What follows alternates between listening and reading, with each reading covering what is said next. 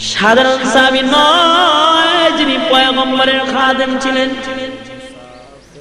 হযরতে আবু যর গিফারি, হযরতে আবু যর গিফারি খাদিমে খায়রুল বশর, खिदमतू में जिंदगी भर ना बनाया अपना घर। নবীর খেদমত করতে করতে নিজের জন্য একটা ঘর বানানোর টাইম পায় না এমন একজন সাহাবী দুইটা হাত তুলে ডেকে বলতেছে, ও খলিফাতুল মুসলিমিন, এই যুবকের একজন ভাই যদি মদিনায় থাকতো তাহলে ভাই ভাইয়ের জিম্মাদার হয়ে যেত। খলিফাতুল মুসলিমিন পয়গম্বরের মুখে নিজ কানে শুনছি, আল মুসলিমু আখুল মুসলিম, মুসলমান মুসলমানের ভাই। রক্তের বন্ধনের দরকার নাই, কোরআন শরীফের বন্ধন আছে আমাদের মধ্যে। সুবহানাল্লাহ জোরে কোন, আর জোরে চিল্লায় কোন সুবহানাল্লাহ। একটা ছোট্ট একটা ঘটনা শুনাই, তারপরে বাকি তরজমাটুকুন করে ফেলাম। মদিনাতুল মুনাওয়ারা থেকে 350 মাইল দূরে এক যুবকের বাড়ি। যুবক যাইব মদিনাতুল মুনাওয়ারায়, রওনা দিছে।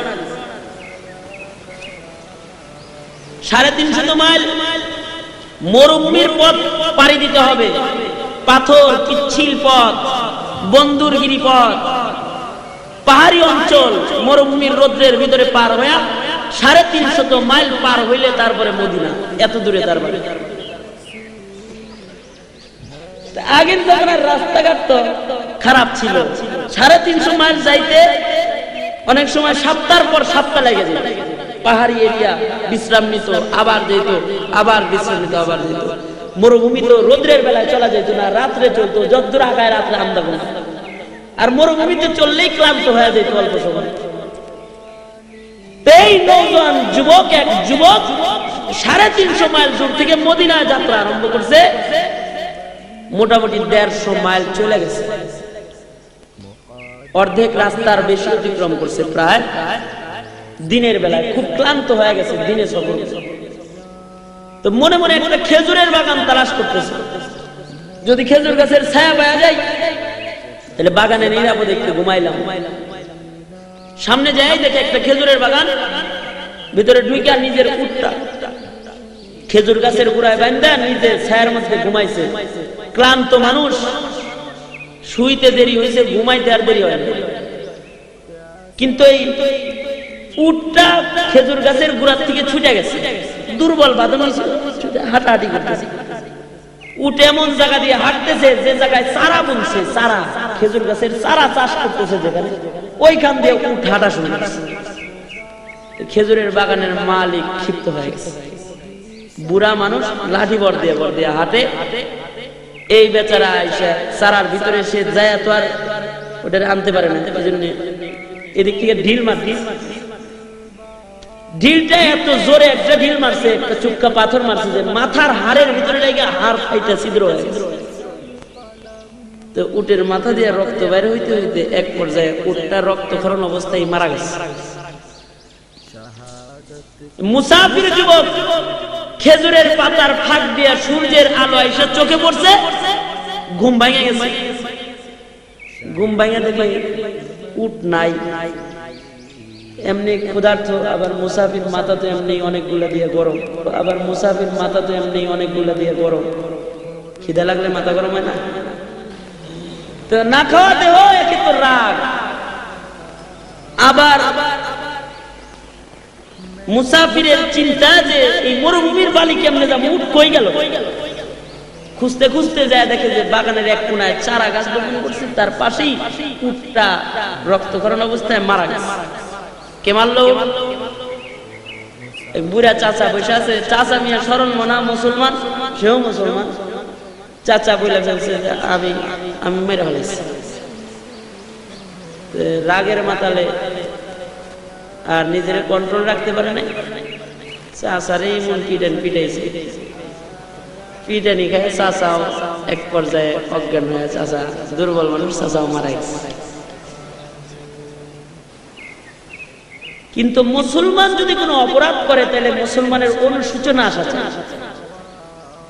বউ তালাক দেওয়ার পরে যেমন অনুশোচনা আসে, আরে কি করলাম, তখন হুজুর রেজে কয় হালাল করে দেন, হালাল করে দেন, হ্যাঁ এখন হালাল।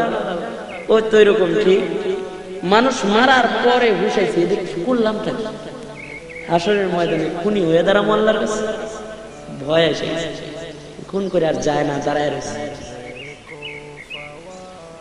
বিকাল বেলায় বুড়ার দুই সন্তান খেজুরের বাগানে আসছে বাবার সন্ধানে। বাবার লাশটা পড়ে আছে, পাশে একটা মরা উট দেখা যায়। নওজোয়ান এক মুসাফির যুবক পাশে দাঁড়ায় রয়েছে। দুই সন্তান এসে রেখে বলে, এ নওজোয়ান যুবক, জানো কি আমাদের পিতারে কে মারলো? যুবক বলে, আমি মুসাফির, আমি মেরে ফেলছি, আমি মুসলমান।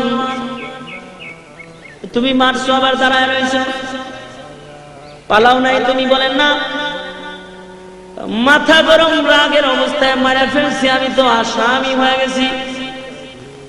ভাইজান, তোমরাও তো মনে হয় মুসলমান, আমি তোমাদের হাতে ধরা দিয়ে দিলাম, আমি তোমাদের বাবার খুনি আমি। সুতরাং ভাই, শরীয়ত আদালতে চলে যাই, আমি খুনি, আমার খুনের বিচার হয়ে যাক। দুনিয়ায় অপরাধের শাস্তিটা দুনিয়ায় পাওয়া যায়। ভাই রে, দুনিয়ার আদালতে এখন যাইবার চাই, এখান থেকে পালায়ন কইরা আল্লাহর দরবারে হাসরের ময়দানে খুনি হিসাবে দাঁড়াতে চাই না। বাপ হারায় গেছে, যুবক দুইটাও তো খেপা। নওজোয়ানকে নিয়ে মদিনাতুল মুনাওয়ারার দিকে রওনা দিছে খলিফাতুল মুসলিমিন হযরত ওমর ফারুক। আয়েশা বিচার দিয়ে দিল। খলিফাতুল মুসলিমিন বিচার করলেন, তোমার উট মারছে, তোমার একটা উট দিয়ে দিলেই তো হইতো, তুমি মানুষ কেন মারলা? হাতের বদলা হাত, পায়ের বদলা পা, নাকের বদলা নাক, কানের বদলা কান, জানের বদলা জান। খুন করছো, খুনের বদলা তোমার গলা কাটা যাবে। জল্লাদকে আদেশ করা হইল, আদেশ কার্যকর করা হোক, ফাঁসির কাষ্টি দিয়ে দাও। খলিফাতুল মুসলিমিন নওজোয়ান যুবককে ডেকে বলে, মরার পূর্বে আপনার কি কোনো মনের বাসনা আছে? তিনি বলেন, পুরা করা হবে।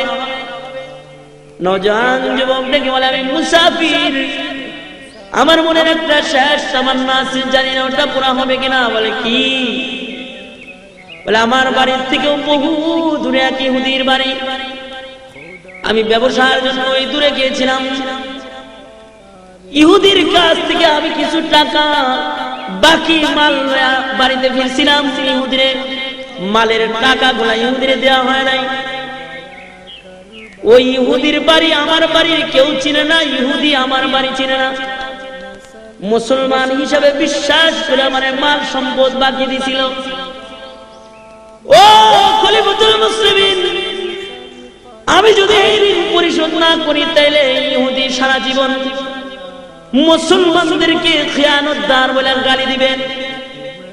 আমি আমার ভয় পাইতেছি না, আমি মুসলমান জাতির ভবিষ্যতের ভয় পাই। আমি মুসলমান হয়ে যদি ঋণ পরিশোধ না করি তাইলে ইহুদি সারা জনম মুসলমানদেরকে পরের হক নষ্ট করে খায়, এই কথা বলে বলে গালি দিবে।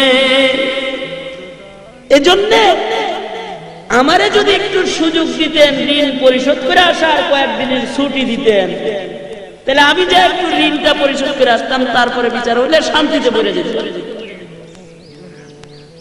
খলিফাতুল মুসলিমিন বলেন, 2-4 জন মানুষ তোমার সাথে পাঠানো সম্ভব না, কারণ 2-4 জন তোমার বাড়িতে গেলে তোমার আত্মীয় স্বজন তাদেরকে ফেরত পাঠাইবো, এটাও তো গ্যারান্টি দেয়। তুমি এক খুনি, আর 10 জনে মিলে আমার 3 লোককে মেরে ফেলাই দিলে, আর 3 খুন জোড়া। আর তোমার সাথে যে এই মুহূর্তে 20-25 জনের কাফেলা পাঠিয়ে দিব, এটাও সম্ভব নয়, কারণ সাহাবায়ে কেরাম এখন যুদ্ধের ময়দানে দলে দলে মুসলমানরা জায়গায় জায়গায়। সুতরাং একটা প্রসেস আছে, তুমি যদি এটা করতে পারো তাহলে তোমার ছুটি পাওয়া যাইতে পারে। সেটা হলো তুমি তোমার পক্ষ থেকে তোমার একজন আত্মীয়রে আমাদের কাছে আমানত রাখো, তুমি যদি না আসো আর ওই দুই যুবক যদি বিচার দাবি করে তাহলে তোমার জায়গায় তোমার আত্মীয়রে জবাই দিন, তুমি যে বিচার ঋণ পরিশোধ করবে। আর যদি তুমি নির্ধারিত সময় চলে আসো তাহলে তোমার আত্মীয়রে ছেড়ে দিলাম, তোমার বিচার করে তোমার ছেড়ে দিলাম। কথাটা যুক্তিসঙ্গত। নওজোয়ান যুবক দেখে বলে খলিফাতুল মুসলিমিন, আমি একজন অপরিচিত যুবক মদিনার, এই মদিনায় আমার কোনো ভাই নাই, এই মদিনায় আমার মা বাবা আত্মীয় স্বজন কেউ নাই। ও খলিফাতুল মুসলিমিন, আমার বাপ যদি মদিনায় থাকতেন তাহলে আমার বাবা আমার জিম্মাদার হইতেন, আমার মা যদি মদিনায় থাকতেন তাহলে আমার মা আমার জিম্মাদার হইতেন। মদিনায় যদি আমার একটা জোরের ভাই থাকতো, জোরের ভাই চাইতো না আমি ভাই ঋণ রাইখা কবরে যায়, আমার ভাই আমার জিম্মাদার হইতো। আমার কোন আত্মীয় স্বজন মদিনায় নাই, সুতরাং আমার কোন জিম্মাদারও আমি পাবো না তালাশ করে, তাহলে আমার মৃত্যুদণ্ড কার্যকর করে ফেলান। খলিফাতুল মুসলিমিন আদেশ করলেন কার্যকর করো। ঠিক এমন সময় পয়গম্বরের একজন সাহাবী দুইটা হাত তুলে রেখে বলে থামুন, ও খলিফাতুল মুসলিমিন, আমি আমার এই ভাইয়ের জিম্মাদার হয়ে গেলাম, আমার ভাইকে ছুটি দিয়ে দেন ঋণ পরিশোধ করার জন্য। যিনি হাত তুলেছেন তার নাম হযরত আবু যার গিফারি রাদিয়াল্লাহু তাআলা আনহু, সাধারণ সাহাবী নয়, যিনি পয়গম্বরের খাদেম ছিলেন। হযরত আবু যার গিফারি, হযরত আবু যার গিফারি খাদেমে খায়রুল বশর, खिदमतों में जिंदगी भर ना बनाया अपना घर। নবীর খেদমত করতে করতে নিজের জন্য একটা ঘর বানানোর টাইম পায় না এমন একজন সাহাবী দুইটা হাত তুলে ডেকে বলতেছে, ও খলিফাতুল মুসলিমিন, এই যুবকের একজন ভাই যদি মদিনায় থাকতো তাহলে ভাই ভাইয়ের জিম্মাদার হয়ে যেত। খলিফাতুল মুসলিমিন পয়গম্বরের মুখে নিজ কানে শুনছি, আল মুসলিমু আখুল মুসলিম, মুসলমান মুসলমানের ভাই, রক্তের বন্ধনের দরকার নাই, কোরআন শরীফের বন্ধন আছে আমাদের মধ্যে। সুবহানাল্লাহ জোরে কোন, আর জোরে চিল্লায় কোন সুবহানাল্লাহ। আমি আমার ভাইয়ের জিম্মাদার, আমার ভাইয়ের ঋণ পরিশোধের জন্য ছুটি দিয়ে দেন, আমি জিম্মাদার হয়ে রয়ে গেলাম। খলিফাতুল মুসলিমিন নতুন করে বিচার সিদ্ধান্ত লিখলেন, আবার নতুন করে, যাও যুবক, তোমার 1 মাসের ছুটি দিলাম, আরবি মাসের প্রথম শুক্রবারে জুমার নামাজের আযানের পূর্বে তুমি মদিনায় প্রবেশ করবা। যদি তুমি মদিনায় জুমার নামাজের পরেও না আসো তাহলে তোমার জায়গায় তোমার জিম্মাদার ভাই আবু যার গিফারির মৃত্যুদণ্ড প্রদান করা হবে।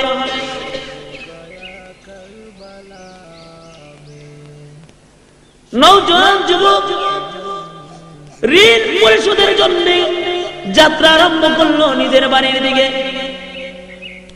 খলিফাতুল মুসলিমিন পিতার হত্যার দাবিতে বাদী পক্ষ যে দুইজন, তাদের নায়িকা বললেন, আপনারাও চলে যান, আরবি মাসের প্রথম শুক্রবারে জুমার নামাজ মদিনার পয়গম্বরের মসজিদে আপনারা পড়বেন।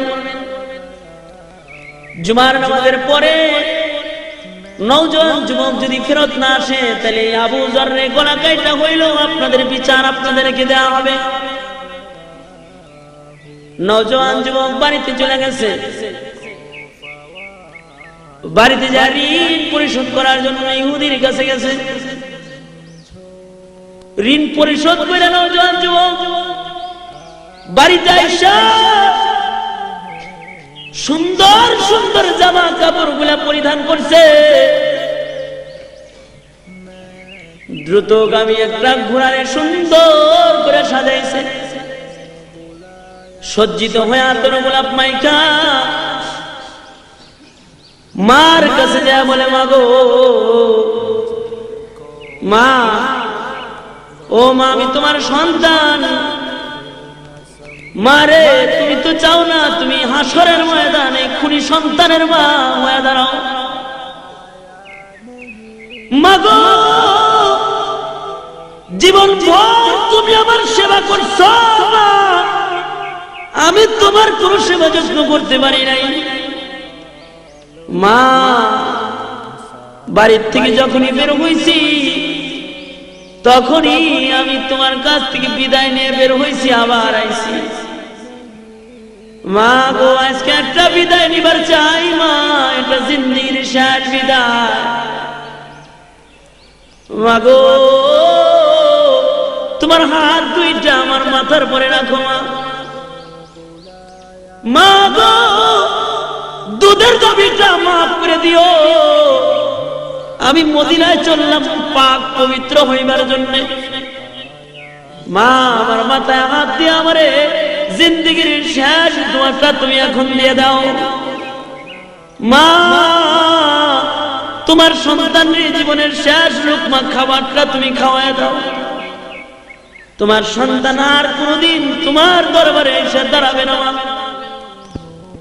বাবার কাছে দেখো, বাবা গো, ও বাবা, দেন ওই বুকটা একটু দেন। কত বুকের মধ্যে শোয়া রাখছেন বাবা, বুকটা একটু দেন। জিন্দগির শেষ বারের মতো আমার বুকটা আপনার বুকের সাথে একটু লাগায় যায়। বাবা গো, আমার বিচার হইব মদিনায়। পিতামাতার কাছ থেকে জিন্দগির শেষ বিদায় নিয়ে নওজোয়ান যুবক যাত্রা আরম্ভ করছে মদিনার দিকে। এদিক দিয়ে মসজিদের নববীতে জুমার নামাজের আজান হয়ে গেছে, এখনো পর্যন্ত কেউ মদিনায় আসে নাই। খলিফাতুল মুসলিমিন হযরত ওমর পত্রবাহক পাঠিয়ে দিয়েছেন আবু যর গিফারির বাড়িতে। আবু যর জীবনের শেষ জুমার নামাজ পড়াইবার লাগা মসজিদে নববীতে আয়েশা যান। আপনার জিন্দেগির শেষ জুমা আজকে মদিনায় হইতে পারে। আপনার ভাই যদি ফেরত না আসে তাহলে আপনার ভাইয়ের জায়গায় আপনার মৃত্যুদণ্ড প্রদান করা হবে। হযরত আবু যর গিফারি জিন্দেগির শেষ জুমার নামাজের প্রস্তুতি নিয়ে মদিনায় পয়গম্বরের মসজিদে হাজির হয়ে গেছে। খলিফাতুল মুসলিমিন জুমার নামাজের ইমামতি করেছেন, সালাম ফিরাইছেন, আসসালামু আলাইকুম ওয়া রাহমাতুল্লাহ, আসসালামু আলাইকুম ওয়া রাহমাতুল্লাহ। নামাজ শেষ হয়ে গেছে। পর্যায়ক্রমে খলিফাতুল মুসলিমিন বিচারকের আসনে বসছেন। নওজোয়ান দুই যুবক, দুই ভাই আয়েশা বাবার হত্যার মামলা বিচার দাবি করছে। খলিফাতুল মুসলিমিন আদেশ প্রয়োগ করলেন, জল্লাদ রে! খলিফার চোখ দিয়ে ঝর্ণার মতো পানির ফোঁটা গড়ায় গড়ায় পড়তেছে। একটা নির্দোষ মানুষকে, একজন দোষী মানুষের জায়গায় মৃত্যুদণ্ডের আদেশ। বলা হইল, জল্লাদ আবু যর গিফারিকে মৃত্যুদণ্ড প্রদান করা হোক। এ শব্দটা মদিনার মুসলমানদের কানে পৌঁছার সাথে সাথে পুরো মদিনায় কান্নার রোল পড়ে গেছে। কারণ এতেও স্বাভাবিক একজন কোন সাহাবী নয়, বড় দামি সাহাবী। আবু যর গিফারি এমন একজন সাহাবী, হযরতে জিবরাইল আলাইহিস সালাতু ওয়াস সালাম আপনার আমার নবীর কাছে আসছে। আয়েশা বলে, পয়গম্বর, ওই যে চাদর মুড়া দিয়ে হাইটা যায় আপনার সাহাবী আবু যর। নবী বলেন, জিবরাইল আমার সাহাবী আবু যর আপনি কেমন করে চিনেন? জিবরাইল বলেন, পয়গম্বর গো, আপনার সাহাবী আবু যর শুধুই মাত্র আমি জিবরাইল চিনি তা নয়, আকাশে আল্লাহর যত ফেরেশতা আছে, আসমানের সকল ফেরেশতারা আপনার সাহাবী আবু যর চিনে। দুইটা কারণে আকাশের ফেরেশতারা আবু যর গিফারীরে চিনে, দুই কারণে। এক নাম্বার লিসিগারি আলা নাফসিহি, নিজের নিজে খুব ছোট মনে করে আল্লাহ যদি জাহান্নামে দিবার লেগে কোনো মানুষ বানায় থাকে তাইলে মনে হয় আমারে বানাইছে। আর একটা কারণ হলো লিকাসরাতি তিলাওয়াতি সূরাতুল ইখলাস। সূরা ইখলাস নামে একটা সূরা আছে যা 3 বার পড়লে খতমের সওয়াব জমা করা হয়। কুল হুয়াল্লাহর সূরা এমন একটা সূরা যা 3 বার পড়লে খতম কোরআন শরীফের সওয়াব হয়। আবু যর এই সূরাটা এত বেশি তেলাওয়াত করে যে তার আমলনামায় এত খতমের সওয়াব আছে যা অন্য কোন মানুষের আমলনামায় নাই। সুবহানাল্লাহ। মদিনার লোকেরা কান্দে, নির্দোষ একটা মানুষের জায়গায় এমন একজন বরকতি মানুষকে মৃত্যুদণ্ড প্রদান করা হবে রে। মদিনার সবাই কাঁদতেছে কিন্তু একজন হাসে। হযরত আবু যর গিফারী হাসতেছেন। লোকেরা বলে, আবু যর তুমি হাসো, কেন হাসো? আবু যর বলে, তোমরা কেন কাঁদো? কাঁদো না, আমি আমার নবীর শাফাত কিনতেছি, আজকে শাফাত খরিদ করতেছি আমার নবীর। হাসরের কঠিন ময়দান যেদিন শুরু হবে, আমার পয়গম্বর একজন কালেমাওয়ালার জন্য বাচ্চাওয়ালা মুরগির মতো উড়াল দিয়া কালেমাওয়ালার পাশে এসে দাঁড়ায় যাবে। যে পয়গম্বর একজন কালেমাওয়ালার জন্য বাচ্চাওয়ালা মুরগির মতো উড়াল দিবেন, আমি সেই পয়গম্বরের একজন কালেমাওয়ালার জন্য জান বিলাইতে পারতেছি। এই ভালোবাসাটাও তো হাসরের কঠিন ময়দানে আমাকে আমার পয়গম্বরের হাতের শাফাতের কাছে নিয়ে যাইতে পারে। সুবহানাল্লাহ। আবু যর গিফারীকে মৃত্যুদণ্ড দেওয়া হয়। জল্লাদ আগাইতেছে ছুরিটা নিয়ে। জল্লাদ এক কদম আগায় তো 2 কদম পিছায়। জীবনে কোনদিন এই বিচারণায় কারো বিচার করার সময় জল্লাদের চোখ দিয়ে পানি পড়তে দেখা যায় নাই। আবু যর গিফারী সামনে জল্লাদ যায় আর চোখের পানি ফেলে কাঁদে, কারণ এতদিন বিচারের মঞ্চে আসামিরা উঠাইতো, আজকে একটা জান্নাতি সার্টিফিকেট ওয়ালা মানুষই উঠাইছে। ঠিক এমন সময় একজন নায়িকা মানে জল্লাদ, থামো, ও খলিফাতুল মুসলিমিন একটু অপেক্ষা করেন। ওই যে নজর করে তাকায় দেখেন মদিনার বালু ঝড় উড়াকে যেন মদিনায় আসতেছে। একটু অপেক্ষা করে, কে আসে মদিনায়? বালু ঝড় উড়াকে যেন আসে, একটু অপেক্ষা করেন। সকলে অপেক্ষা করল। নওজোয়ান যুবক ধুলা মাখা অবস্থায় ওলা কেশ পাগল বেশে এসে মদিনায় ঢুকছে। ঘোড়ার পিঠ থেকে লাফায় নাই বা খলিফাতুল মুসলিমিনের সামনে যায় দাঁড়াইছে। দাঁড়ায় ডেকে বলে, ওগো খলিফাতুল মুসলিমিন, রাস্তায় ঘোড়ার জিন পোষ ভাঙা গেছিল, এজন্য দেরি হয়ে গেছে, তাছাড়া নির্ধারিত সময়ে আসতাম। খলিফা গো, পবিত্র হয়ে কবরে যাইবার চাই, কুড়ি হয়ে যাইবার চাই না। এজন্য 350 মাইল দূর থেকে ঘোড়া দৌড়ায় আসছি পাক হইবার জন্য।